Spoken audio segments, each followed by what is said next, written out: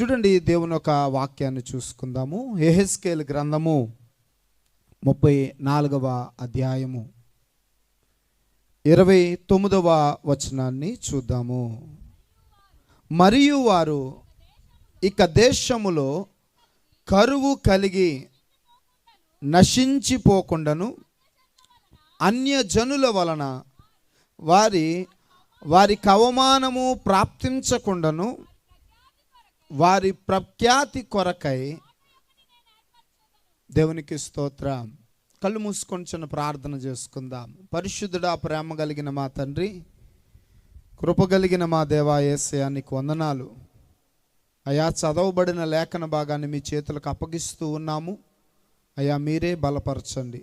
నిలబడిన నేను తండ్రి బలహీనుడును ప్రభువా, నన్ను మీ చేతులకు అప్పగించుకుంటున్నాను. నా ప్రాణాత్మ దేహములు నాయన మీకే సమర్పిస్తూ ఉన్నాము అయ్యా. ఇదిగో తండ్రి, ఈ యొక్క సొలొమోను దేవాలయములో జరుగుతున్న ఈ యొక్క అభిషేకపు ఆరాధనలో మీ వాక్యం అందించటానికి తండ్రి అయా, బలహీనుడనైన నన్ను నిలవబెట్టిన విధానమును బట్టి మీకు ఎంతగానో కృతజ్ఞతాస్తుతులు చెల్లిస్తూ ఉన్నాము అయ్యా. ఇదిగో తండ్రి, రాని మాట ఏది కూడా నా నోటి నుండి రాకుండా కేవలము మీ నామ మహిమార్థముగాను వినుచున్న వారికిని అయ్యా, ఇదిగో తండ్రి, గ్రామస్తులకును ఆశీర్వాదకరముగా మీ యొక్క వాక్యాన్ని అందించమని, దీవింపచేసి ఆశీర్వదించమని యేసు క్రీస్తు నామమును బట్టి అడిగి వేడుకుంటున్నాము తండ్రి, ఆమేన్. దేవునికి స్తోత్రం.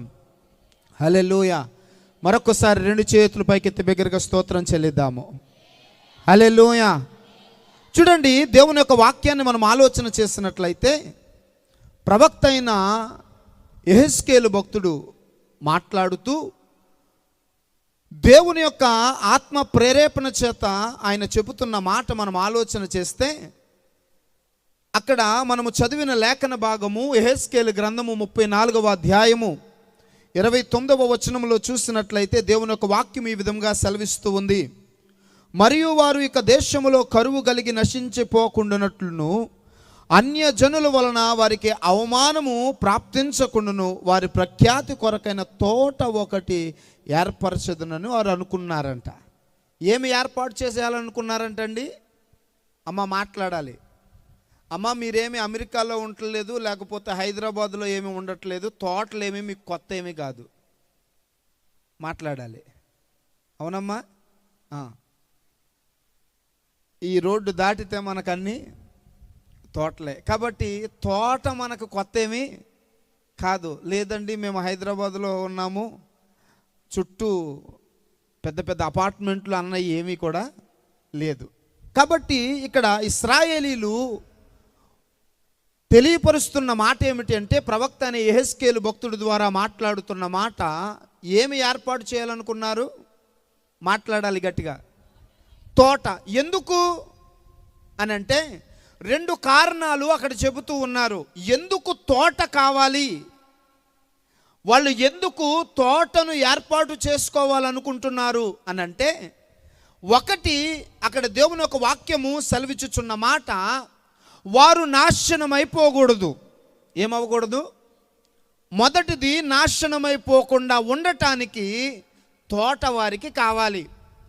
రెండవది, అక్కడ దేవుని యొక్క వాక్యము సెలవిచ్చుచున్న మాట, అవమానము కలగకూడదు. ఏం కలగకూడదండి? చెప్పాలి గట్టిగా. మీ పక్కన వారికి చెప్పండి, ఎందుకు తోట వాళ్ళు పెట్టాలనుకుంటున్నారు? మొదటిది ఏమిటి?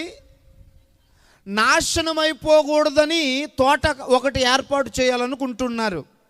రెండవది, వారికి అవమానము కలగకుండా ఉండటానికి ఏమి కావాలని కోరుకుంటున్నారు? ఒక తోటను కావాలని కోరుకుంటున్నారు. ఈ రెండు విషయాలు జాగ్రత్తగా గుర్తుపెట్టుకోండి. ఈ దినము ఈ రెండు విషయాలలో నుండి మనము దేవుని యొక్క వాక్యాన్ని ధ్యానం చేసుకుందాం. ఎందుకు అంటే, ఇక్కడున్న మనము అందరము కూడా మన జీవితంలో మనము ఆలోచించేది ఏమిటి అంటే, ఏమండి, ఇక్కడ నాశనం అయిపోవాలి నా కుటుంబము అనుకునే వాళ్ళు ఎవరన్నా ఉంటే చేతులు ఎత్తచ్చు. ఎవరు లేరు. ఏమండి, మీరు తెలివైన వాళ్ళు నా చేత చేయెత్తిచ్చారు. దేవునికి స్తోత్రం. ఏమండి, నాశనం అయిపోవాలని ఎవరు కోరుకోరు.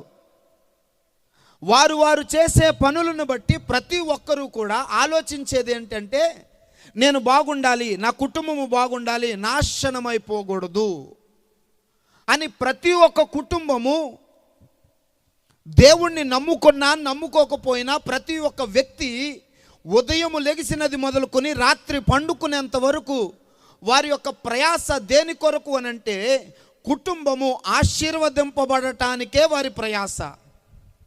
రెండవది, ప్రతి కుటుంబము కూడా అవమాన పాలు కాకూడదని ప్రయాసపడతారు. ఏం పడకూడదనండి అంటే భర్త వలన అవమానం రాకూడదు, భార్య వలన అవమానం రాకూడదు, పిల్లల వల్ల అవమానం రాకూడదు. అంటే మనిషి తన జీవితంలో ఈ రెండిటి విషయములో చాలా ప్రయాసపడతాడు. అందుకనే తన ఉన్నంతలోనే తన యొక్క వీధిలో, తన యొక్క గ్రామములో ఒక పరపతి కలిగి, లేకపోతే ఒక గౌరవమైన జీవితాన్ని కలిగి ఉండాలని ఆశపడతాడు. అంటే మనిషికి ఏమి కావాలి అని అంటే, ఒకటి నాశనం అయిపోకూడదు, రెండవది అవమానము కలగకూడదు. అంటే ఈ రెండు ప్రతి వ్యక్తి కోరుకునేవే, ప్రతి వ్యక్తి ఆశపడేవే. ఆశపడలేని వ్యక్తి ఎవరునూ లేరు. రాత్రి పడుకునేటప్పుడు కూడా నిద్రలో కూడా ఆలోచన ఏమిటి అని అంటే, నా కుటుంబాన్ని ఎలా నేను అభివృద్ధిలోనికి తీసుకురావాలి, నా కుటుంబాన్ని ఏ రకంగా ఉన్నతముగా నేను వాళ్ళను నడిపించాలి. ప్రస్తుతము ఎగ్జామ్స్ జరుగుతూ ఉన్నాయి ఏమండి. ప్రతి తల్లిదండ్రుల యొక్క ఆవేదన ఏమిటి అంటే, బిడ్డలకు మంచి ర్యాంకులు రావాలి, మేము పడిన కష్టము మా పిల్లలు పడకూడదు అని వాళ్ళ కోసం ఎంతో డబ్బులు ఖర్చు పెట్టి, లక్షలు ఖర్చు పెట్టి, ఏమండి వారి విద్యకు అవసరమైన ప్రతిదీ సమకూరుస్తూ వారి చదువుల కోసం ప్రయాసపడతారు. ఎందుకంటే రేపు పొద్దున ఆ విద్య వారికి ఒక ఉన్నతమైన జీవితాన్ని ఇస్తుంది, మంచి ఉద్యోగాన్ని ఇస్తుంది. ఏమండి సమాజములో చదువుకుంటే ఒక విలువ అనేది ఉంటుంది. అంటే పిల్లల చదువుల విషయంలో కావచ్చు, చేసే వ్యాపారంలో కావచ్చు, వ్యవసాయంలో కావచ్చు, కుటుంబ వ్యవస్థలో కావచ్చు, పుట్టిన ప్రతి మనిషి అనగా స్త్రీలేమి పురుషులేమి ప్రతి ఒక్కరూ ఆలోచించే విధానము ఏమిటి అంటే, ఒకటి నాశనమైపోకూడదు, రెండవది అవమానము కలగకూడదు. ఇప్పుడు ఈ రెండు కలగకూడదంటే దేవుడు వారి హృదయములో పెట్టిన ఆలోచన ఏమిటి అంటే, ఒక తోట ఒకటి వేసుకోవాలి. వాళ్ళు ఏం వేసుకోవాలండి చెప్పాలి గట్టిగా. అమ్మా వినబడుతుందా? కుర్చీలో కూర్చున్న మగవారు ఏం వేసుకోవాలంటండి? తోట వేసుకోవాలి. అసలు ఈ తోట అంటే ఏమిటి అని అంటే, దేవుని యొక్క వాక్యం చెప్తుంది, తోట అనగా సంఘము. దేవునికి స్తోత్రం. తోట అనగా ఏంటండి చెప్పాలి గట్టిగా? సంఘము. అంటే మనిషిమైన మన జీవితంలో ఏమండి తోట అనగా సంఘము. మరి తోటలో ఏముంటాయండి? ఏముంటే తోటనంటారు? చెట్లుంటే తోట అంటారు. అది పువ్వుల మొక్కలు అవ్వనివ్వండి, పండ్ల మొక్కలు అవ్వనివ్వండి, లేదా వాణిజ్యానికి ఉపయోగపడే, అంటే తినడానికి ఉపయోగపడకపోయినా ఆర్థికంగా బలాన్ని ఇచ్చే, వాణిజ్యానికి ఉపయోగపడే, ఏమండి వ్యాపారానికి ఉపయోగపడే మొక్కలైనా కానివ్వండి, ఏ మొక్కలైనా తోట అని దేనిని అంటారు అంటే, మొక్కలుంటేనే తోట అంటారు. బిల్డింగులు కట్టేస్తే దాన్ని ఏమంటారు? ఒక కాలనీ అంటారు. అవునండి. ఏమండి ఇది ఒక కాలనీ, ఇది ఒక గ్రామము, ఇది ఒక ఊరు. ఎందుకు అంటే మన గ్రామములో, మన యొక్క కాలనీలో ఏముంటాయి అని అంటే, ఇంటి పక్కన ఇల్లు, ఇంటి పక్కన ఇల్లు, ఇంటి పక్కన ఇల్లు ఏముంటాయి అంటే గృహములు ఉంటాయి. దానిని ఏమంటారంటే గ్రామము అంటాము. దానిని ఏమంటామంటే ఒక కాలనీ, లేకపోతే ఒక ఊరు అని పిలుస్తాము. కానీ తోట అని దేనిని అంటాము అని అంటే, చెట్లు ఉన్న దానిని తోట అంటాము. దేవునికి స్తోత్రం. ఇప్పుడు తోట అని అంటే ఏమని చెప్పుకున్నాం మనము? సంఘము. మరి ఇప్పుడు సంఘములో ఏముండాలి చెప్పాలి? చెట్లు. తోట అంటే ఏంటండి? సంఘము. ఇప్పుడు సంఘము అంటే తోటలో ఏముంటాయి అంటే చెట్లు ఉంటాయి. ఆ చెట్లు ఎవరు? చెప్పాలి గట్టిగా. అమ్మా వినబడుతుందా తల్లి? ఆ చెట్లు ఎవరు? నేనే అన్నవాళ్ళు ధైర్యంగా చేయొద్దండి. మీరేనా? ఓకే, దేవునికి స్తోత్రం. దించండి. దేవునికి స్తోత్రం. హల్లెలూయా. ఇప్పుడు సంఘములో మనముంటే మనకు ఆశీర్వాదం. సంఘం అనే తోటలో మనము ఎదిగితే మనకు ఆశీర్వాదం. ఎందుకు వాళ్లకు అవమానము కలగకుండా, ఎందుకు నాశనము కాకుండా, ఎందుకు తోటను వాళ్ళు ఏర్పాటు చేసుకున్నారు అనంటే, వారికి ఏమండి ఆశీర్వాదము కావాలన్నా, వారికి ఒక ఉన్నతమైన స్థితి కావాలన్నా, వారికి ఏమి కావాలి అనంటే ఒక తోట కావాలి, అనగా సంఘము కావాలి. ఇప్పుడు తోటలో ఏముంటాయి?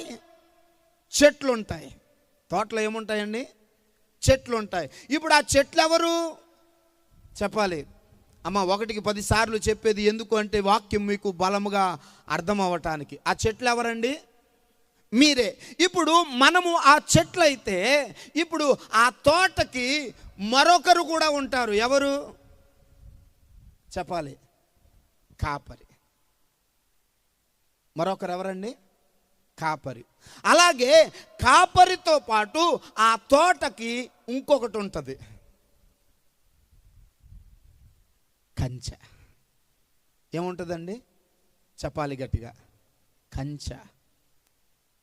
తోటకి కాపరి ఉంటాడు, తోటకి కంచె కూడా ఉంటుంది.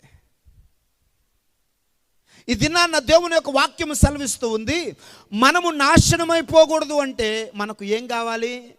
తోట కావాలి. మనము ఏమండి దేవుని యొక్క వాక్యం చెప్తుంది, అవమానము కలగకూడదంటే మనకేం కావాలి? తోట కావాలి. ఇప్పుడు ఆ తోటలో మొక్కలము మనమైతే, ఆ తోటలో మనం ఉంటే, ఇప్పుడు మనకు ఎవరుండాలి అనంటే కాపరి ఉండాలి. కాపరి ఉండాలి.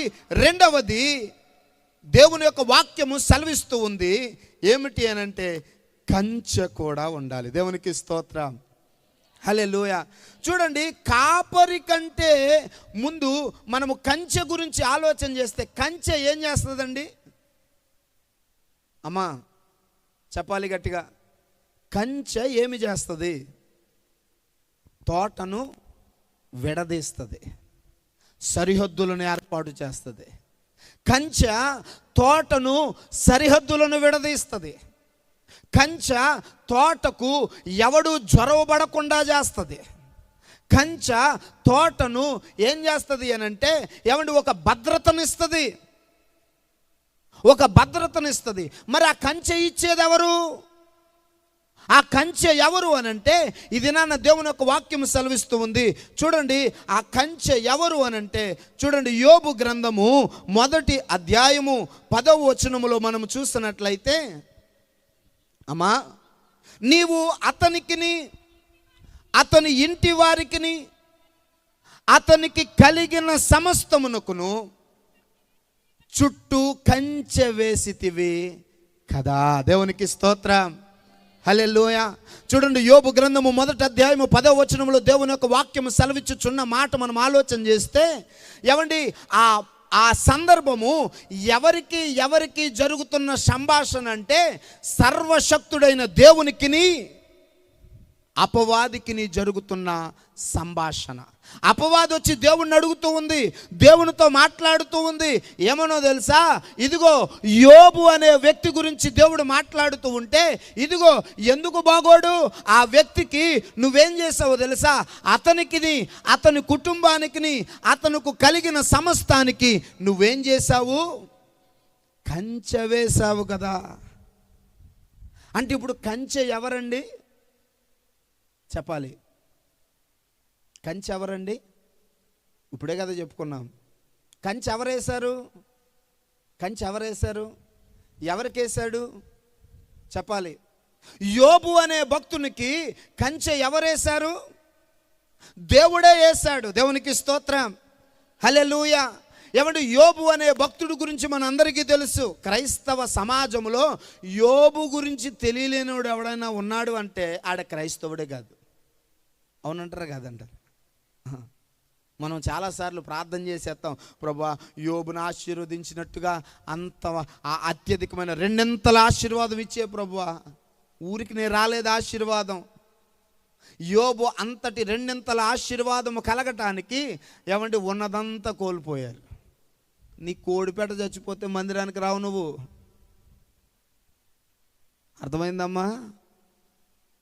ఏం చచ్చిపోతే? కానీ మనకేం కావాలి? యోబుకు వచ్చినటువంటి ఆశీర్వాదం కావాలి. యోబు ఆశీర్వదింపబడిన అంతటి విధముగా మనము ఆశీర్వదింపబడిపోవాలని కోరుకుంటాం. కానీ యోబుకు 10 మంది పిల్లలు చచ్చిపోయినా, ఆస్తి అంతా ఏమంటే శత్రువులు దోచుకుపోయినా, ఏమంటే తనకున్న సమస్తమంతా కోల్పోయినా, దేవుని యొక్క వాక్యం చెప్తుంది యోబు ఆ తూర్పు దిక్కున లేకపోతే ఆ దిక్కున ఉన్న మనుష్యులందరిలో ఆయనే ఘనుడు. ఊరికి గనుడని చెప్పలేదు, ఆ మండలానికి గనుడని చెప్పలేదు, లేకపోతే ఆ జిల్లాకి గనుడని చెప్పలేదు. ఆ దిక్కు వైపునున్న ఆ యొక్క మనుష్యులందరిలో యోబు అంతటి గనుడు లేడు, అంత యథార్థవంతుడు లేడు. అయితే అతను తన జీవితంలో 10 మంది పిల్లలను ఒక్కసారి కోల్పోయాడు. తన ఆస్తంతయు ఏమండి శత్రువులు పట్టుకెళ్ళిపోయారు, అందరూ మోసం చేశారు, ఆఖరికి శరీరము కూడా పాడైపోయింది. భయంకరమైన పుండ్లతో బాధపడుతూ ఉంటే ఎవ్వరు హక్కున చేర్చుకునే వారు లేరు. అయినప్పటికీ ఆయన అంటూ ఉన్నాడు, నేను నా తల్లి గర్భములో దిగంబరిగా వచ్చాను.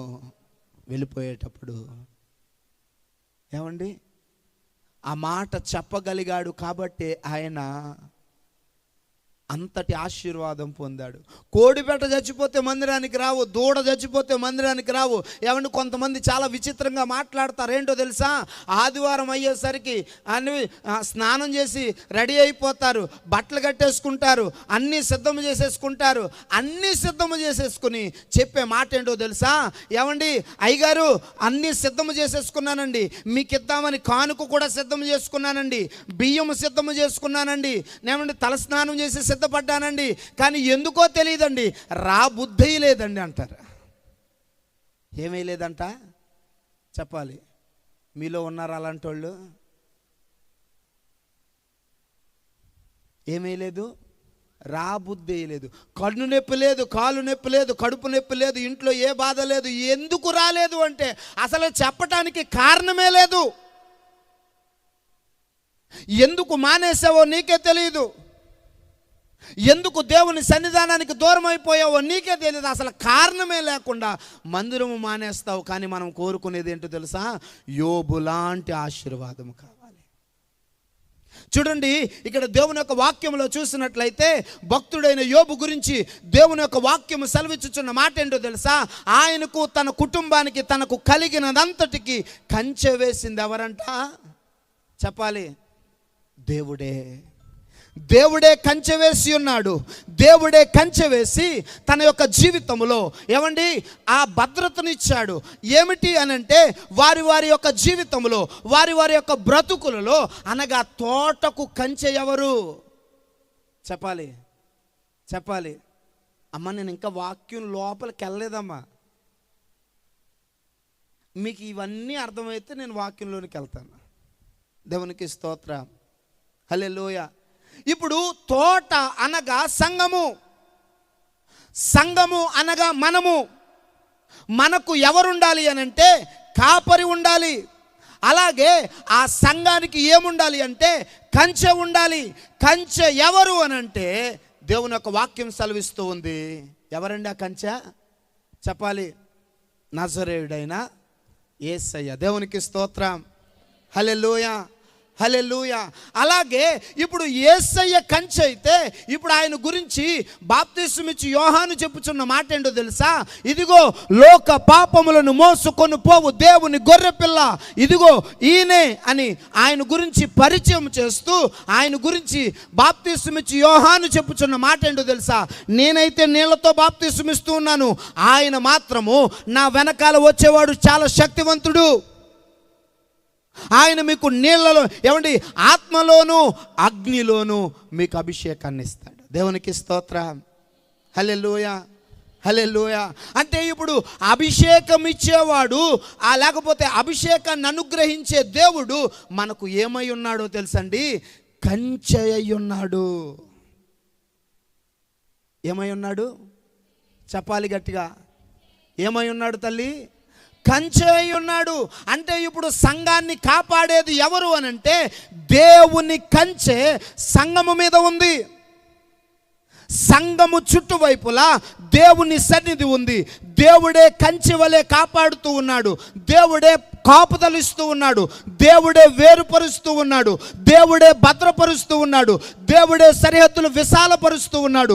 దేవుడే సంఘానికి కంచెగా ఏ దుష్టుడు జొరబడకుండా, ఎవడు పడితే వాడు లోపలికి రాకుండా, ఏ దుర్మార్గుడు లోపలికి రాకుండా, ఏ అపవాది క్రియలు నిన్ను తాకకుండా, ఏ దయ్యము నిన్ను తాకకుండా, ఏ దురాత్మాన్ని కుటుంబంలో పని చేయకుండా నజరేయుడైన యేసయ్యే కాపుదలిస్తూ ఉన్నాడు. నమ్మితే గట్టిగా చప్పట్లు కొట్టి దేవుని నామాన్ని మహిమపరచు.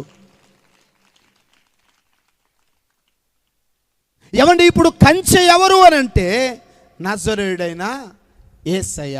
అయితే ఇప్పుడు నేను మీకు ఈ యొక్క విషయాన్ని మరలా మొదటి నుంచి చెబుతాను, జాగ్రత్తగా వినండి. ఏమండి ప్రవక్త అయిన యెహెజ్కేలు మాట్లాడుతూ అంటున్న మాట ఏమిటి అనంటే, మనము నశించిపోకూడదు అనంటే, మనము నాశనమైపోకూడదు అనంటే, మనకు అవమానము కలగకూడదు అంటే మనకేం కావాలండి? చెప్పాలి గట్టిగా. తోట కావాలి. ఏమిటి ఆ తోట? ఆ తోట ఏంటండి? సంఘము. దేవునికి స్తోత్రం. హల్లెలూయా. ఇప్పుడు సంఘానికి ఏముంటావి? సంఘానికి ఏముంటాయండి? కాపరి ఉంటాడు, కంచె ఉంటుంది. ఇప్పుడు కంచె ఎవరు? చెప్పాలి. నజరేయుడైన యేసయ్య. ఇప్పుడు ఆయన ఏ రకంగా మనకు కంచె ఉన్నాడు? తన ఆత్మతో మనకు కంచె ఉన్నాడు. దేవునికి స్తోత్రం. హల్లెలూయా. తన అభిషేకము ద్వారా మనల్ని కాపుదలిస్తూ ఉన్నాడు. ఇది నాన్న ఈ అభిషేకపు ఆరాధన ద్వారా దేవుడు మనతో మాట్లాడుతున్న మాట మనం ఆలోచన చేస్తే, సంఘానికి కాపుదల కంచె అనగా ఆ కంచె ఎవరు అంటే నజరేయుడైన యేసయ్య. ఆ యేసయ్య ఆ కంచెగా ఎలా ఉంటూ ఉన్నాడు అంటే సంఘముగా ఉన్న మనకు పరిశుద్ధాత్మ శక్తి ద్వారా మనకు కాపుదలగా ఉన్నాడు. దేవునికి స్తోత్రం. హల్లెలూయా. హల్లెలూయా. ఇప్పుడు ఆ అభిషేకము కొరకు ఏమండి మనము ప్రాకులాడాలి. అనగా సంఘములో ఉన్న మొక్కగా ఉన్న నీవు, సంఘముగా ఉన్న ఏమండి ఒక చెట్టుగా ఉన్న నీవు, ఈ దినాన్న మనల్ని మనము ఆలోచన చేసుకున్నట్లయితే దేవుని యొక్క వాక్యము చాలా స్పష్టంగా చెబుతున్న మాట, నీవు మొక్కవై ఉన్నావు. అయితే ఈ దినాన్న నేను చెప్తున్న మాట, నువ్వు సంఘములో ఉన్నావా, సంఘము వెలుపల ఉన్నావా?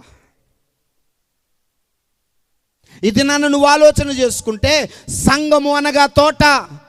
నీవు తోటలో ఒక మొక్కవైతే ఆ మొక్కగా నువ్వుంటే దేవుడు నీకు కాపరినిచ్చాడు.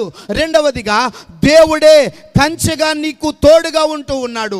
అయితే నీవు నీ జీవితంలో సంఘములో ఉంటూ ఉన్నావా, సంఘము వెలుపల ఉంటూ ఉన్నావా అన్నది ఒక్కసారి ఆలోచన చేసుకుందాం. ఇది నాన్న నేను మీకు చెప్పాలనుకుంటున్న విషయము ఏమిటి అనంటే, చూడండి నేను ఇప్పుడు వాక్యంలోనికి వెళ్ళాలని ఆశపడుతూ ఉన్నాను. ఇది నాన్న ఏమండి తోట అనగా సంఘము అయితే ఆ సంఘములో నీవేమై ఉన్నావు? చెప్పాలి గట్టిగా. నీవు మొక్కై ఉన్నావు. అయితే నేను ఈ దినాన్న రెండు మొక్కలు చూపిస్తాను మీకు. ఏంటండి సమయం చాలా తక్కువ ఉంది కాబట్టి రెండు మొక్కలు చూపిస్తాను. ఆ రెండు మొక్కలు ఎక్కడున్నాయి అంటే, ఒకటి ఒక చోట ఉంది, ఇంకొకటి మరొక చోట ఉంది. ఇది నాన్న ఆ మొక్క ఏ విధముగా ఉన్నది అనేది ఆలోచన చేసుకుంటూ దేవుని సన్నిధిలో, దేవుని సంఘములో మొక్కగా ఉన్న నీవు కూడా ఎక్కడున్నావో అన్నది పరిశీలన చేసుకుందాం. దేవునికి స్తోత్రం. హల్లెలూయా. చూడండి మొదటిగా ఒక మొక్కను మీకు చూపిస్తాను. మత్తయి సువార్త 21వ అధ్యాయము 18వ వచనాన్ని చూద్దాము. అమ్మా చదువు తల్లి.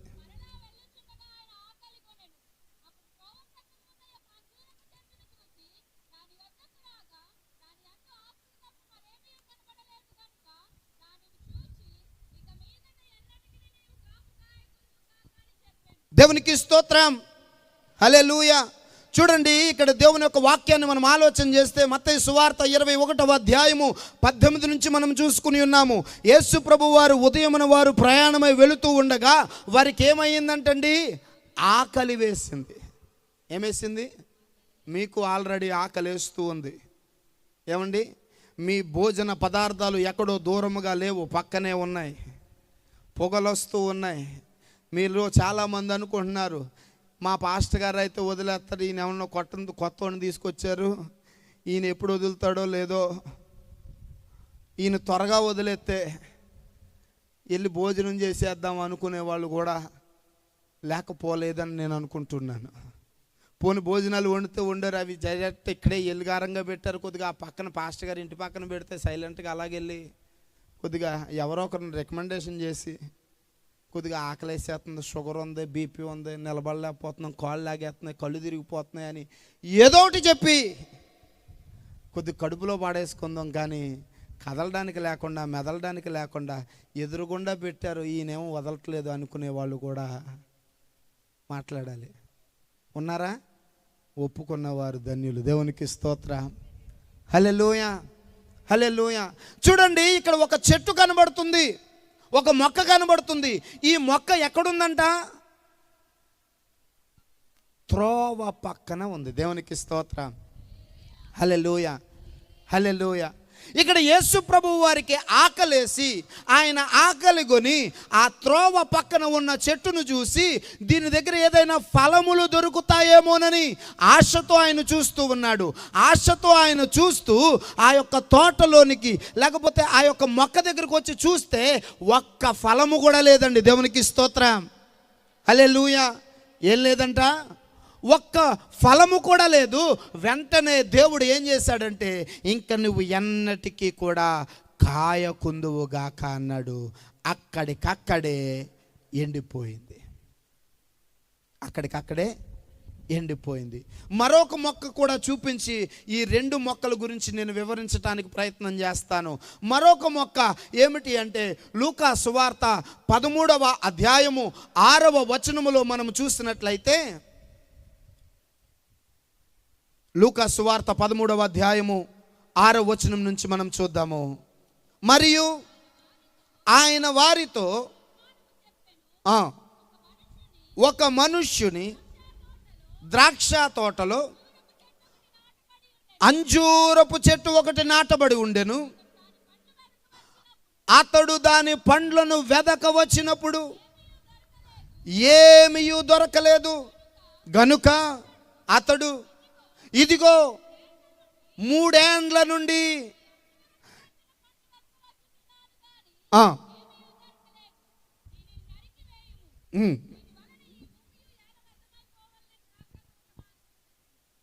చదువుతుంది. అయితే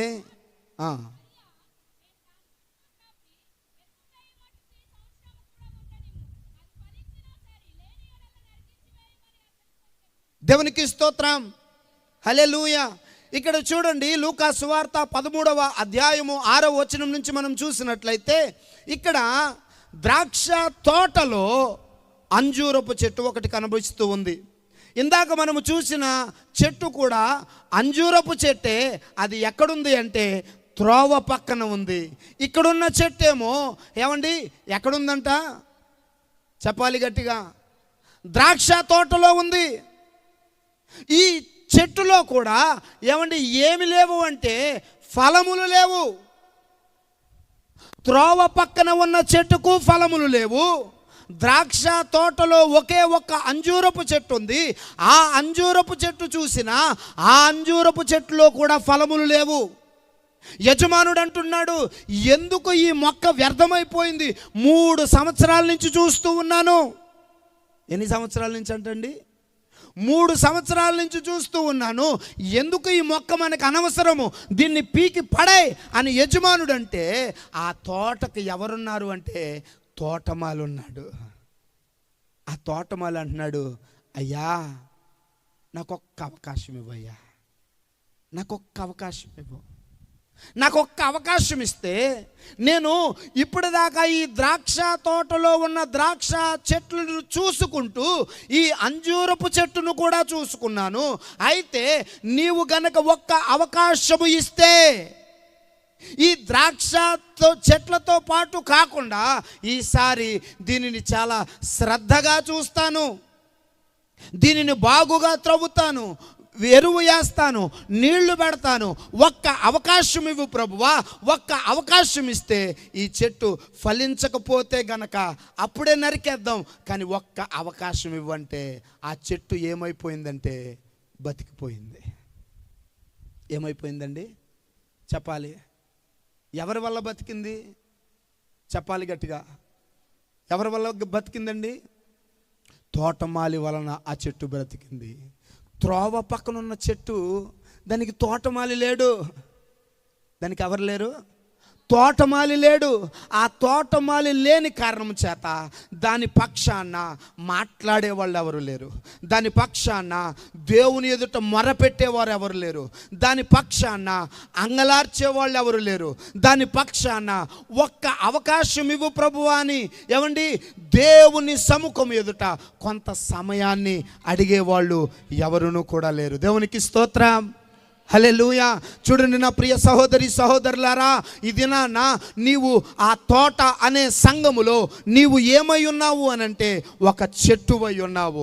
అయితే నీవు ఎన్నో దినముల నుండి మందిరానికి వస్తున్నావు, ఎన్నో దినముల నుండి సంఘానికి వస్తున్నావు, ఎన్నో దినముల నుండి దేవునితో సహవాసములో ఉంటూ ఉన్నావు, ఎన్నో దినముల నుండి సొలొమోను దేవాలయములో ఏమండి ఎన్నో సంవత్సరాల నుండి నీవు మందిరానికి వస్తున్నావు. ఇలాంటి అభిషేకపు ఆరాధనల్లో చాలా నువ్వు అనుభవించావు, చాలా ప్రార్థనలో ఏకీభవించావు. ఇప్పటి వరకు నువ్వు ఏమనుకున్నావో తెలుసా? ఇదిగో అభిషేకపు ఆరాధన అంటే మా పాస్టర్ గారు లేదా కొంతమంది సేవకులను పిలిచి ఒక కొద్దిగా తైలం నెత్తి మీద పోస్తారు, కొద్దిగా తైలం నోట్లో పోస్తారు, కొద్దిగా తైలంతో సిలువ వేస్తారు, అదే అభిషేకం అనుకుంటూ ఉన్నావు. కానీ నీ జీవితంలో ఏమండి తైలము తల మీద పోస్తే అభిషేకం వస్తుంది అనుకుంటే నీ జీవితంలో ఎప్పుడు బాగుపడలేవు. తైలము నోట్లో పోసుకుంటే అభిషేకం వస్తుందని నువ్వు అనుకుంటే నీ జీవితంలో ఎప్పుడు బాగుపడలేవు. ఆ తైలముతో నెత్తి మీద సిలువ వేసుకుంటే నీ జీవితము బాగుపడిపోతుంది అనుకుంటే నీ జీవితంలో ఎప్పుడు కూడా నువ్వు బాగుపడలేవు. ఎందుకో తెలుసా? దేవుడు అంటూ ఉన్నాడు, నీవు ఫలించాలి అంటే, నువ్వు అభివృద్ధి పొందాలి అని అంటే నీకు ఎవరుండాలి అంటే దేవుని యొక్క వాక్యం సెలవిస్తూ ఉంది, ఒక తోటమాలి కావాలి నీకు. తోటమాలి మాట వింటే చెట్టు బాగుంటుంది. తోటమాలి మాట వినాలి. ఆ అంజూరపు చెట్టు, ద్రాక్ష తోటలో ఉన్న అంజూరపు చెట్టు బ్రతకడానికి గల కారణం ఏంటో తెలుసా? ఆ అంజూరపు చెట్టు పక్షాన తోటమాలి ఉన్నాడు. ఇది నాన్న మీ యొక్క సేవకులు కూడా ఏమండి ఈ యొక్క ఎంతో ధనము ఖర్చు పెట్టి, ఎంతో ఏమండి వేల రూపాయలు ఖర్చు పెట్టి మిమ్మల్ని అందరినీ ఇక్కడ సమకూర్చేది ఎందుకో తెలుసా? ఏదో ఒక రకముగా నీవు తోటలో అంజూరపు చెట్టు వలె ఫలించే దానిలా ఉంటావేమో నా ఆశ ఆయనకి. నీ కుటుంబము బాగుంటే చూడాలని ఆశ. ఏమండి ఈ లోకంలో ఎవరైనా సరే మేము బాగుండాలని కోరుకుంటారు, కానీ దైవ సేవకుడు మాత్రమే ప్రతి బిడ్డలు బాగుండాలని కోరుకునేది. నీకంటూ ఒక తోటమాలిని దేవుడు ఏర్పాటు చేశాడు. నీకంటూ ఒక సొలొమోను దేవాలయం అనే ఒక తోటను దేవుడు స్థిరపరిచాడు. ఈ తోటలో నువ్వు ఫలించే మొక్కగా ఉంటున్నావా? నువ్వు రక్షింపబడి సంవత్సరాలయ్యింది. నువ్వు రక్షింపబడి ఏమండి చెప్పుకోవటానికి ఇదిగో మా అత్తమామలు ఈ సంఘంలోనే ఉన్నారు, మేము కోడళ్ళగా వచ్చి ఏమండి అల్లుళ్ళుగా వచ్చి కొడుకులుగా ఇదే సంఘంలో ఉన్నాము, మా పిల్లలు ఇదే సంఘంలో ఉన్నారు, అలాగే మా మనవళ్ళు మనవరాళ్ళు కూడా అందరూ ఈ సంఘంలోనే ఉన్నారు అనుకుంటున్నారు. కానీ నీ జీవితంలో అసలు ఆత్మ అనుభవం ఏంటో ఎరుగకపోతే నువ్వు మందిరానికి వచ్చే ఉపయోగం ఏముంది? ఏమండి మీలో ఎంతమందికి కోళ్ళు పెంచే అలవాటు ఉందండి? చెయ్యొద్దండి. నాకు ఇవ్వద్దులే అంటే చెయ్యి ఎత్తితే పాస్టర్ గారు ఒక కోడిని తెమ్మంటారేమో అనుకుంటున్నారా? మా అమ్మ నాకు వద్దు తల్లి, మీకున్న ఓపిక పెంచే ఓపిక అయితే నాకు లేదు. దేవునికి స్తోత్రం. హల్లెలూయా. ఉందండి? కోళ్ళు ఉన్నాయా? మీ కోడి గనక గుడ్డు పక్కింట్లో పెట్టిందనుకో, ఏం చేస్తావు? ఏవా నీకు వడ్లేసేది నేనా, నూకలేసేది నేనా, నువ్వు ఎక్కడికి వెళ్ళిపోయినా నిన్ను ఎత్తుక్కుంటూ కప్పెట్టేది నేనా, నీ వెనకాల కుక్కబడితే దాన్ని కొట్టి నిన్ను రక్షించేది నేనా? నువ్వు గుడ్డు ఎక్కడ ఎడతావు చెప్పాలి? ఎక్కడ ఎడతావు? కోసేయు దాన్ని వెంటనే. తింటే మనం తినాలి కానీ ఎవడు తినకూడదు. ఏమండి? అదే కోడి స్థానంలో దేవుడు నిన్ను పెట్టి అన్నాడు. దేవుడు నిన్ను అడుగుతున్నాడు అనుకోండి. ఒకసారి ఆలోచన చేయండి. నీ ప్రయాణంలో ఆయన కాపాడుతున్నాడు, నీ కుటుంబాన్ని ఆశీర్వదిస్తున్నాడు. ఈ దినాన నీ యొక్క 5,000 నోట్లోకి వెళ్తున్నాయంటే నువ్వు అనుకుంటున్నావు నా కష్టము, నా బలము, నా వ్యాపారము, నేను ఎంతో కష్టపడ్డానని అనుకుంటున్నావు. నీ కష్టాన్ని దేవుడు ఆశీర్వదించకపోతే నీ 5,000 నోట్లోకి వెళ్ళట్లేదు. నువ్వు ఆరోగ్యంగా ఉన్నావంటే కారణం ఆయన కృప. ఈ దినాన నువ్వు నడుచుకుంటూ ఇక్కడికి వచ్చావంటే ఆయన కృప. నీ పిల్లలు బాగున్నారంటే, నీ సంతానము బాగుందంటే, నీకు పిల్లలకు వారికి సంతానము కలిగిందంటే అది దేవుని కృప.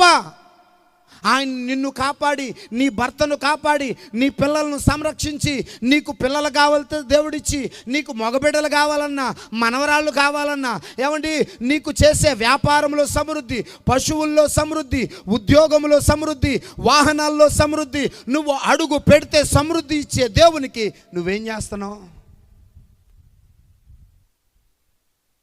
అన్ని యొద్ద నుండి కోరుకునేది ఏంటండి? నువ్వు ఫలించాలి, అభివృద్ధి పొందాలి, ఆత్మలో ఫలించాలి. ఏమండి? శరీరంగా అడ్డంగా పెరిగిపోవడం కాదు. నువ్వు ఎక్కడ పెరగాలి చెప్పాలి? అమ్మా వినబడుతుందా? ఎక్కడ పెరగాలి? ఆత్మలో పెరగాలి,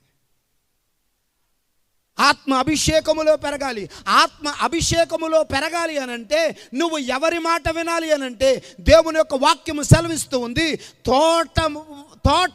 తోటమాలి యొక్క మాట వినాలి, చెట్టు తోటమాలి యొక్క మాట వినాలి.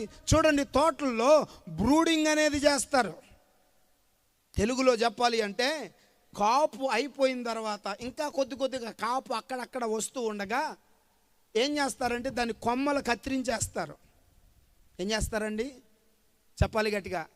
ఆ తోటమాల ఏం చేస్తాడంటే అప్పుడు దాకా ఆ కొమ్మ వంగిపోతే ఆ కొమ్మకి ఏమండి బరువుగా ఆధారముగా ఒక ఏమండి కమ్మను కట్టాడు. అప్పటి వరకు ఆ కొమ్మ కిందకి ఏలబడిపోతే ఒక కుక్కాన్ని తగిలించి దాన్ని నిలవబెట్టాడు. కానీ అదే రైతు, అదే తోటమాలి ఏం చేస్తాడో తెలుసా? బ్రూడింగ్ చేసేటప్పుడు లేకపోతే ఆ తోట మేలు కొరకు ఏం చేస్తాడంటే కాపు అయిపోయిన తర్వాత అప్పటికి అక్కడ ఒక కాయ, అక్కడ ఒక పిండి ఉంటూ ఉంటుంది. కానీ ఆ తోటమాలి ఏం చేస్తాడంటే ఆ కొమ్మలను కత్తిరించేస్తాడు.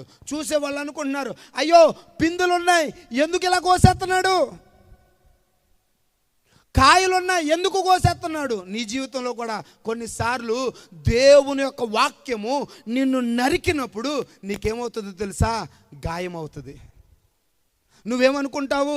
ఇదిగో నేను ఫలిస్తున్నాను, నేను ఫలిస్తే పాస్టర్ గారు చూడలేకపోతున్నాడు, నేను ఫలిస్తే దేవుడు చూడలేకపోతున్నాడు, ఇదిగో నాకు కొమ్మలు వచ్చినాయి, ఇదిగో నాకు ఫలములు వచ్చినాయి, ఇదిగో నాకు పిందెలు వచ్చినాయి, ఇప్పుడు నా ఫలములు పండుతున్నాయి, నా వ్యాపారము పండుతూ ఉంది, నా చేతి పనులు పండుతూ ఉన్నాయి. ఇప్పుడు దేవుడు ఏం చేశాడంటే ఈ ఫలములను నరికేశాడు అనుకుంటున్నావు. కానీ అలా నరకకపోతే రాబోయే పంటకు నువ్వు బలముగా సిద్ధపడవు. దేవునికి స్తోత్రం.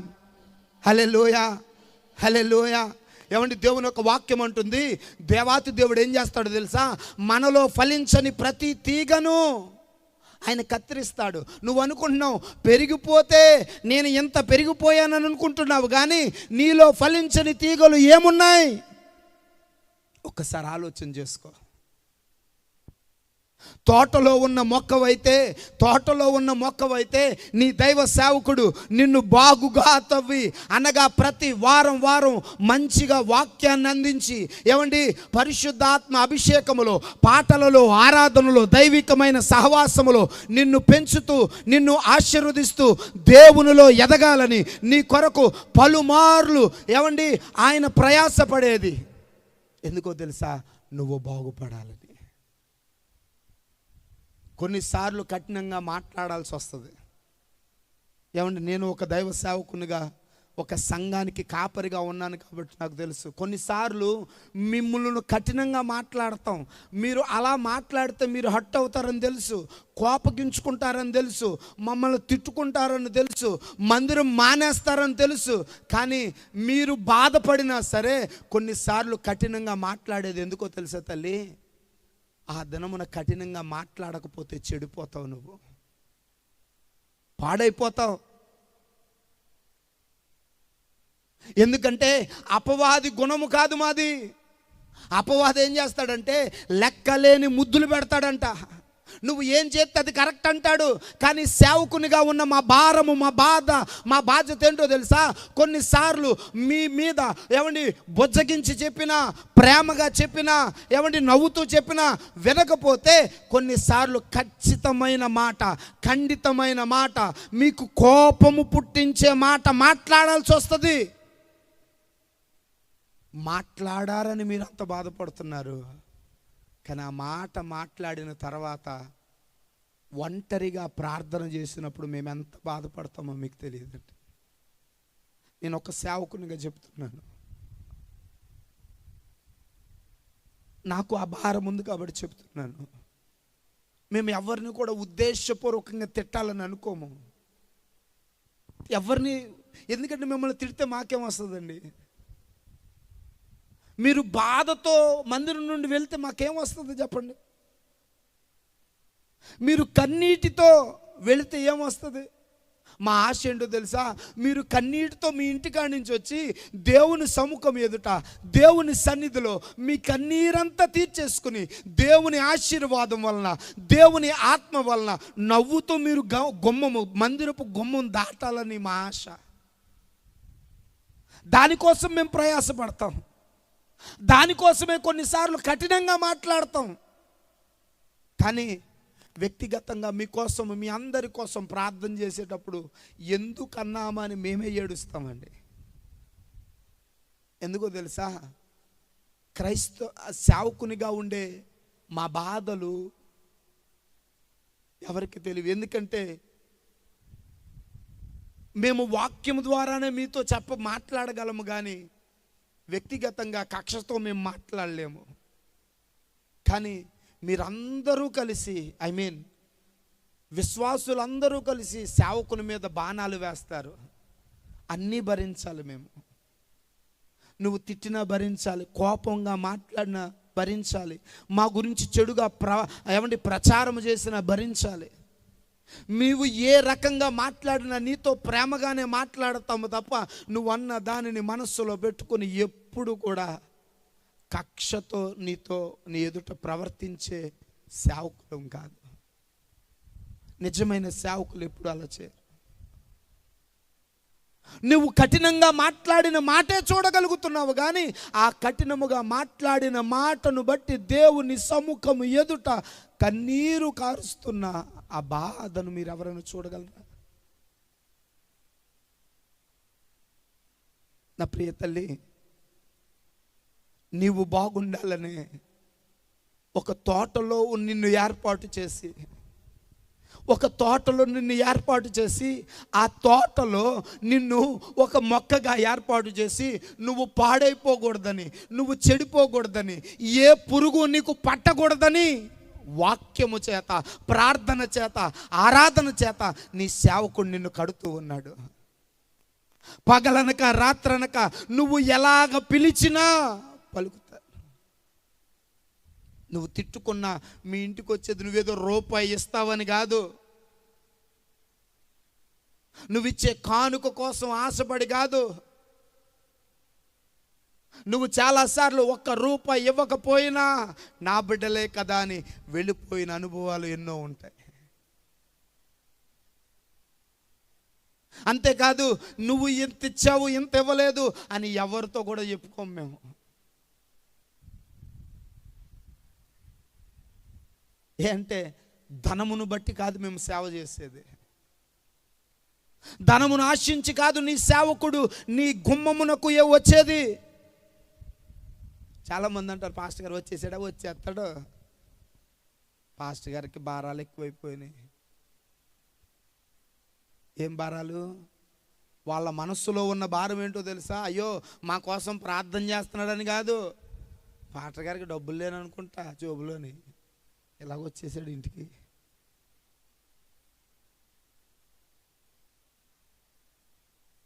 నీ తోటమాలి, నీ కాపరి, ఒకసారి ఆలోచన చేసుకో తల్లి. నా ప్రియ సహోదరి సహోదరుడా, ఈ దినాన్న దేవుడు ఒక తోటగా నిన్ను ఉంచితే, ఆ తోటలో ఒక మొక్కగా నిన్ను ఉంచితే, ఆ ద్రాక్ష తోటలో అంజూరపు చెట్టు బ్రతకడానికి గల కారణము ఏమిటో తెలుసా? దేవుని యొక్క వాక్యము సెలవిస్తూ ఉంది. ఆ తోటమాలి బ్రతిమాలాడు దేవుణ్ణి. ఈ దినాన్న ఈ అభిషేకపు ఆరాధనలు పెట్టడం వలన ఆయనకి ఏమన్నా లాభమా? ఏమన్నా మీరు బాగుండాలనే కదా. మీ దైవ సేవకులు ఎంత ఉన్నతమైన మీటింగ్స్ పెడతారో మీకు తెలుసు. లక్షల రూపాయలు ఖర్చు పెట్టి ఒక ఉన్నతమైన గొప్ప గొప్ప సేవకులను పిలిచి దేవుని ఒక వాక్యాన్ని అందిస్తారు. ఏమంటే ఆయన నిలబడితే నాకన్నా బాగా వాక్యం చెప్పగలరు, అవునా కాదండి? అనుభవములో వయసులో ఆయనకంటే పెద్దవాడిని ఏమీ కాదు నేను. సేవ అనుభవంలో ఆయనకంటే పెద్దవాడిని కాదు, వయసులో ఆయనకంటే పెద్దవాడిని కాదు. నాకంటే అద్భుతమైన విషయాలు ప్రసంగించగలరైనా. కానీ అనేక మంది సేవకులను ఎందుకు పిలుస్తారో తెలుసా? ఒకవేళ ఆయన మాట కాకపోయినా ఎవరి మాట చేత అయినా ఒక్క మాట అయినా నిన్ను పట్టుకుంటే నీ కుటుంబం బాగుపడుతుందని ఆయన ఆశ. దేవునికి స్తోత్రం, హల్లెలూయా, హల్లెలూయా. ఏ సేవకుని నుండి వచ్చే ఏ మాట అయినా నిన్ను పట్టుకుంటే నీ కుటుంబంలో నాశనము పోతుంది, నీ కుటుంబంలో కరువు పోతుంది, నీ కుటుంబంలో దురాత్మలు పోతాయి, నీ కుటుంబంలో ఆకలి దప్పికలు పోతాయి, నీ కుటుంబంలో నాశనము చేసే పరిస్థితులు పోతాయని ఆశ ఆయనది. గమనించగలుగుతున్నావా నా ప్రియ తల్లి? తోట అనే సంఘములో నీవు తోటలో ఉండే సంఘముగా ఉన్నావా? రెండవదిగా మనము చదువుకున్న ఆ వాక్యములో ఇంకొక చెట్టు నాశనం అయిపోవటానికి కారణం ఏంటో తెలుసండి? ఎక్కడుంది అది? త్రోవ పక్కన. త్రోవ పక్కన ఉంటే ఆ చెట్టు ఎందుకు నాశనం అయిపోతుందో తెలుసా? ఇది నాన్న ఒకటి గుర్తుపెట్టుకోండి. త్రోవ పక్కన ఉన్న చెట్టుకు కాపరి ఎవడు లేడు, ప్రతి ఒక్కడు రాయేస్తాడు దానికి. అవునంటారు కాదండి? నీ ఇంటి సరిహద్దుల్లో ఉన్న మొక్కను నువ్వు కాపుదలు కాస్తావు. కానీ చూడండి, రోడ్డు మీద చాలా మొక్కలు మొలుస్తూ ఉంటాయి. అవి ఆ రోడ్డు పక్కన ఉన్న మొక్కలు, తోటలో ఉన్న మొక్కలు కాదు. ఏమండి, ఆ దారి గుండా వెళ్ళిన ప్రతి ఒక్కడి చూపు ఆ చెట్టు మీద పడుతుంది.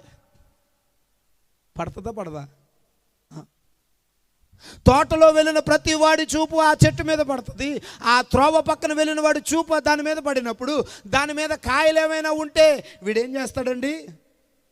రాయి తీసుకుని, ఎందుకు కొడుతున్నావు నువ్వు నా చెట్టుని అని అడగేవాడు ఎవడో లేడు. ఉన్నాడా? లేడు.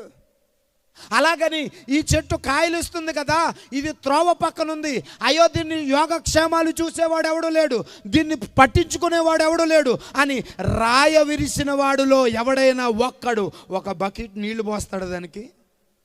చెప్పాలి. ఆ చెట్టు ఏమైపోయినా వాడికి అనవసరం, కాయలు కాస్తే మాత్రం అడిగాలి. ఒకవేళ ఎవరైనా అడిగాడు అనుకో, నీకెందుకురా నీ చెట్టు అది, నీ చెట్టు అది, త్రోవ పక్కన ఉంది, నీ చెట్టు కాదు అది.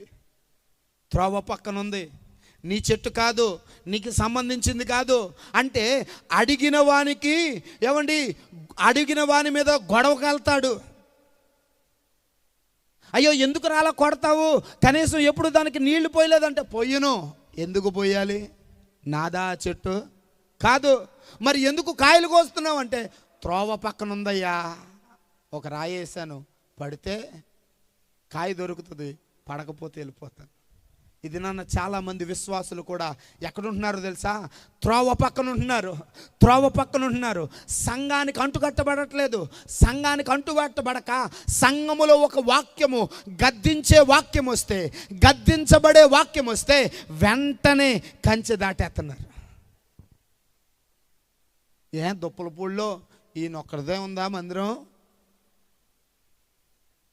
పర్లేదు, మా చుట్టాలు చుట్టాలు చుట్టాలు చుట్టాలు వాళ్ళు సేవ చేస్తున్నారు, వాళ్ళని పిలిచి ఇక్కడ ఎట్టుకుంటాను, మా ఇంటికాడ సంఘం ఎట్టుకుంటాను. ఏమో మీ దగ్గర ఎలాంటి వాళ్ళు మీరు చూశారో లేదో తెలియదు, కానీ నా జీవితంలో నేను చూశాను. ఏమండి, నా తండ్రి యొద్ద ఎదిగి ఏమండి సంఘాలను చీల్చిన వారిని నేను చూశాను.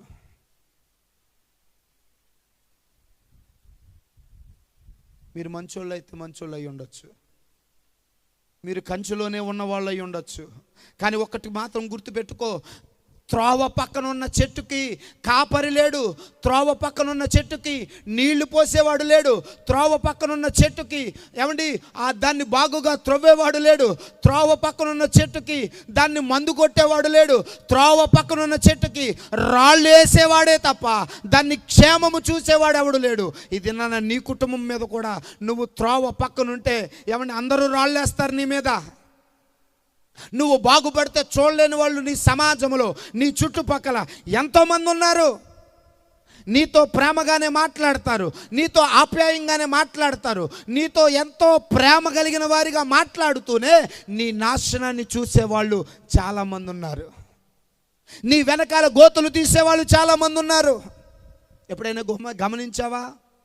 నీతో ప్రేమగా మాట్లాడిన ప్రతి ఒక్కరిని కూడా నువ్వు అనుకుంటున్నావు వీళ్ళు నా వాళ్ళే నా వాళ్ళే నా వాళ్ళే అని నమ్మి మోసపోయి ఏమండి గోతులో పడిపోతున్నావేమో. ఎందుకో తెలుసా?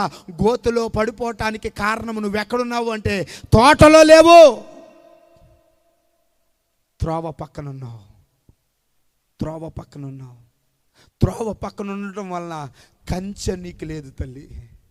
ఏం లేదు చెప్పాలి గట్టిగా. తోటకే కంచె ఉంటుంది కానీ త్రోవ పక్కన కంచె ఉండదు. కంచె అనగా దేవుడు నీ దైవ సేవకుని ద్వారా నువ్వు ఫలించటానికి వాక్యాన్ని అందిస్తే దేవుడు ఆ వాక్యము నీలో ఫలింప చేయటానికి కంచెలాగా తన ఆత్మను అనుగ్రహిస్తాడు. ఆ వాక్యము నీలో భద్రపరచుకోవటానికి, ఆ వాక్యము నీలో స్థిరపరచబడటానికి, ఆ వాక్యము నీలో నిలిచి ఉండటానికి పరిశుద్ధాత్మ దేవుడు తన ఆత్మను నీకు అనుగ్రహిస్తాడు.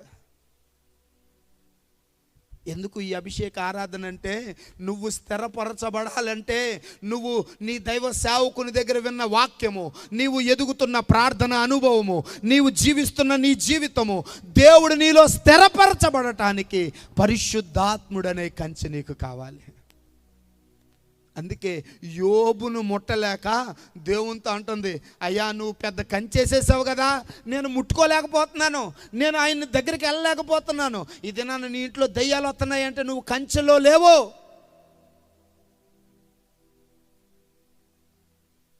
మందిరానికి వస్తున్నావు కానీ నీ ఇంట్లో దయ్యాలు ఉన్నాయి. మందిరానికి వస్తున్నావు కానీ నీ ఇంట్లో దురాత్మలు ఏమండి ఎంతో విచ్చలవిడిగా తిరుగుతూ ఉన్నాయి.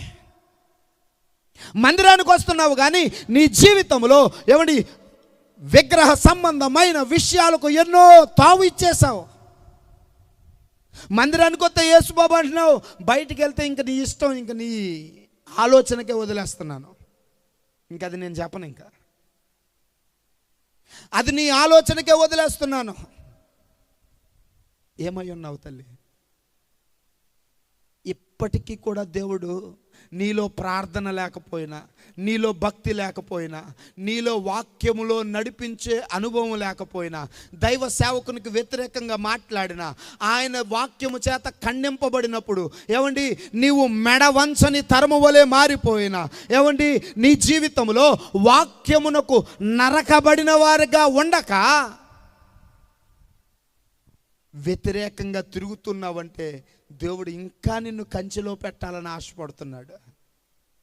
దేవుడు లేపేయాలనుకుంటే ఎంతసేపు అండి చెప్పాలి. కరోనాలోనే మనం చాలామంది లేచిపోవాలి. మనకంటే గనులు, గొప్పవారు, ఉన్నతమైన వారు, ధనవంతులు, భాగ్యవంతులు చచ్చిపోయారు. మనం ఎంతండి? మన ఇంట్లో పందులు వచ్చేస్తాయి, కుక్కలు వచ్చేస్తాయి, అన్నీ వచ్చేస్తాయి. కరోనా వైరస్ రావటం ఎంతసేపు? ఇంట్లోకి ఈగలు కూడా దూరకుండా ఉండేలాగా కట్టుదిట్టమైన ఏమండి సెక్యూరిటీ పెట్టుకున్న వాళ్ళే చచ్చిపోయారు. కానీ నీ ఇంట్లో వ్యాధి రాలేదు. ఒకవేళ నీ ఇంటిలో దాకా వ్యాధి తాకినా దేవుడు నీకు ఆయుష్నిచ్చాడు, బ్రతుకునిచ్చాడు. నువ్వు ఇప్పటికీ ప్రార్థన చేయలేకపోతున్నావు, ఇప్పటికీ ఆరాధించలేకపోతున్నావు, ఇప్పటికీ ఆయన సన్నిధిలో ఎదగలేకపోతున్నావు, ఇప్పటికీ నువ్వు లోక సంబంధమైన జీవితాల్లో జీవిస్తూ ఉన్నావు, ఇప్పటికీ త్రోవ పక్కనే ఉన్నావు, ఇప్పటికీ తాగుబోతుగానే తిరుగుతున్నావు, ఇప్పటికీ ఏమండి వ్యభిచారిగా తిరుగుతూ ఉన్నావు. ఇక్కడ నిలబడిన నేను నా జీవితంలో ఆలోచన చేస్తే మీకు అర్థమయ్యేలా ఒక మాట చెప్పాలి అని అంటే, బైబిల్ గ్రంథంలో సమూయేలు అనే ఒక భక్తుడు కనబడతారు. తెలుసమ్మా? ఇందాక నుంచి మిమ్మల్ని ఏం అడగపోయేసరికి మౌనమైపోయారు. తెలుసా తెలీదా? చెప్పాలి. నేను కాదండి అనుకుంటున్నారేమో. మీరు కాదులే. ఎవరు? సమూయేలు. సమూయేలు ఒక దైవజనుడి దగ్గర ఉండేవాడు. ఆ దైవజనుడి పేరేంటండి? ఏలీ. ఏలీకి కుమారులు ఉన్నారు. వాళ్ళ పేర్లు హోఫ్ని, ఫినెహాస్. వీళ్ళెంత భయంకరమైన వాళ్ళు అంటే, ఎంత దుర్మార్గులు అంటే, ఎంత భయంకరమైన పాపముతో నిండిన వారు అంటే, మీ ఎదుట నిలబడిన నేను కూడా ఆ కోవకు చెందిన వాడినే. గతంలో నేను నా జీవితంలో త్రోవ తప్పిపోయిన తిరిగిన వాడినే, త్రోవ పక్కన నిలిచిన వాడినే. దేవుడు నన్ను పట్టుకున్నాడు. ఏమండి, ఈ లోకంలో నీవు జూదగాడిగా జీవిస్తూ ఉన్నావేమో, కానీ నువ్వెక్కడో తప్పుల్లో జూదమాడి ఉంటావు. నేను దేవుని మందిరంలో జూదమాడాను. మా పాత మందిరంలో నా ఫ్రెండ్స్ని కూర్చోబెట్టుకుని రాత్రులు ఇక్కడే పడుకుంటామని చెప్పి మా నాన్నగారికి మందిరంలో పేకాట ఆడాను నేను. మీరు ఎక్కడో తొప్పల్లో ఆడి ఉంటారు. అంత భయంకరమైన వాడిని నేను. దేవుడు నన్ను మార్చాడు. నా తండ్రి బయటకు వచ్చి చూసేసరికి ఒక దుప్పటి అలా ముసిగేసేసాం. ఆయనకు అర్థమైపోయింది లేదో చేస్తున్నారు. ఎప్పుడు మందిరానికి ఛాయలకు రాలేని వాళ్ళు వీళ్ళందరూ కట్టకట్టుకుని మందిరంలో పడుకుంటున్నారంటే వీళ్ళు ఏదో చేస్తున్నారు అనుకున్నాడు. ఆయన వచ్చి దుప్పటి తీశాడు. దుప్పటి తీస్తే ఏం కనబడ్డాయి చెప్పాలి. మీరు పరిశుద్ధులు, అసలు తెలియదు కదా మీకు. పేక ముక్కలు కనబడ్డాయి. ఏం కనబడ్డాయండి? పేక ముక్కలు కనబడ్డాయి. మా తండ్రి ఒకటే మాట అన్నాడు. ఆయన ఏం బాధపడ్డాడో నాకు తెలియదు కానీ, ఆయన ఎంత బాధపడ్డాడో తెలియదు కానీ, రే దాన్ని పట్టుకుంటే ఒకవేళ తల్లే కనుక చచ్చిపోతే ఆవిడని అలా తీసుకొచ్చేయండి, నేను ఎలా వచ్చేస్తాను అంటారా అన్నాడు ఆయన. ఒకటే మాట. అర్థమైందండి? అర్థమైందా? మీకు మరలా చెప్తున్నాను. అది ఆడే అలవాటు కలిగిన వాని తల్లి గనక చనిపోతే వాడనే మాట ఏంటో తెలుసా? ఎలాగా శ్మశానానికి తీసుకొచ్చేస్తారు కదా బాడీని, అలా తీసుకొచ్చేయండి, నేను ఎలా వచ్చేస్తాను. ఎందుకు? ఇది వదలలేకపోతున్నాను. ఏం చేయలేకపోతున్నాను? పేకాట ఆడేవాళ్ళు అంటారు రైజింగ్ అంటారు. ఇప్పుడు నా హ్యాండ్ చాలా రైజింగ్లో ఉంది. ఇప్పుడు నేను కదిలితే రైజింగ్ తగ్గిపోద్ది. వీడు అనుకుంటాడు ఆ జూతానికి బానిస అయిపోయి. ఎందుకంటే నేను చేశాను కాబట్టి చెప్తున్నానండి, లైవ్లో చెప్తున్నాను. నాకు భయం ఏం లేదు. మాది నేను ఎంతో 100 కిలోమీటర్ల నుంచి ఏం రాలేదు. అనపర్తి మా ఊరు, అనపర్తి మహాలక్ష్మిపేట. పాతూరులోకి వస్తే ఇప్పుడున్న నా సంఘానికి అడిగితే చెప్తారు నేను ఎంత భయంకరమైన ఎదవను. నా సంఘములో ఉన్న నా తండ్రితో పాటు ఉన్న ఏమండి విశ్వాసులకు తెలుసు నేను క్రీస్తును కలిగి లేనప్పుడు, రక్షణ లేనప్పుడు ఎంత భయంకరమైన జీవితాన్ని జీవించానో. పెద్ద దూరమేం కాదు, మీకు వస్తే తెలుస్తుంది. త్రోవ పక్కన ఉన్న నన్ను, నా జీవితాన్ని మార్చాడు. ఇది నాన్న మందిరానికి వస్తున్నావు కానీ త్రోవ తప్పిపోయావేమో. మందిరానికి వస్తున్నావు కానీ నీ జీవితంలో త్రోవ తప్పిపోయి కంచె దాటేసి ఉన్నావు. జాగ్రత్త, రాకడకు సమీపముగా ఉన్నావు. కంచెలోనికి రాకపోతే, ఆత్మ అభిషేకములోనికి రాకపోతే దేవుడు నీ జీవితాన్ని ఏం చేస్తాడో ఒక్కసారి ఆలోచన చేసుకుంటుంది. నా ప్రియ సహోదరి సహోదరుడా, ఒక్కసారి ఆలోచన చేసుకో, ఒక్కసారి జ్ఞాపకం తెచ్చుకో.